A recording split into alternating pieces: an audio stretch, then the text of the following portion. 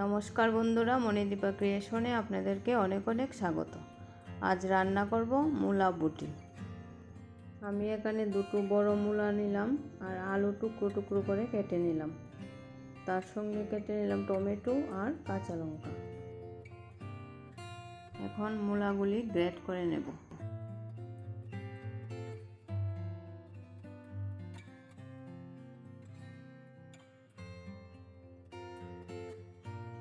মূলা গ্রেট করা হয়ে গেছে। এখন বসিয়ে দিলাম কড়াই। প্রথমে আলুগুলি ভেজে নেব।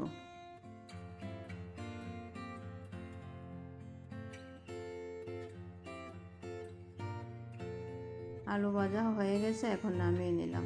আর এদিকে গ্রেট করে রাখা মূলাগুলি কড়াইতে দিয়ে দিলাম। দিয়ে 5 মিনিটের মতো ঢেকে রাখবো।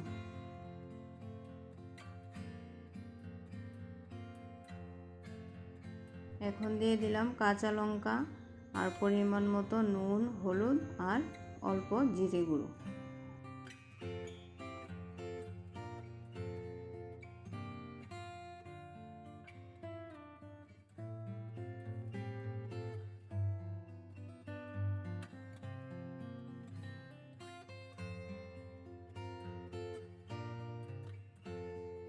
আবারও একটু সময় ঢেকে রাখবো, তারপর নামিয়ে নেব।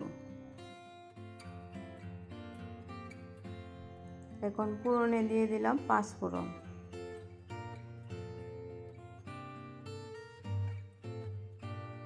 তারপর দিয়ে দিলাম টমেটো কুচি।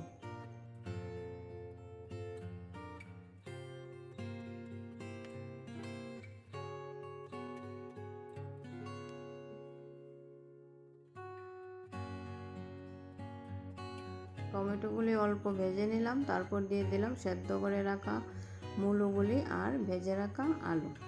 সব কিছু দিয়ে ভালো করে একটু নেড়ে চেড়ে নিলাম।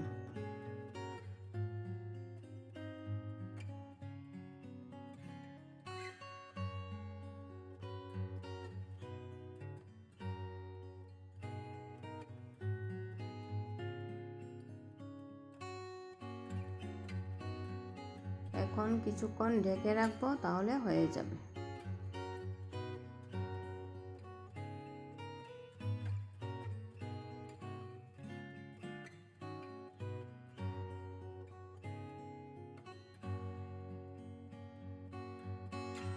আমার রান্না হয়ে গেছে, এখন গরম মশলা দিয়ে নামিয়ে নেব।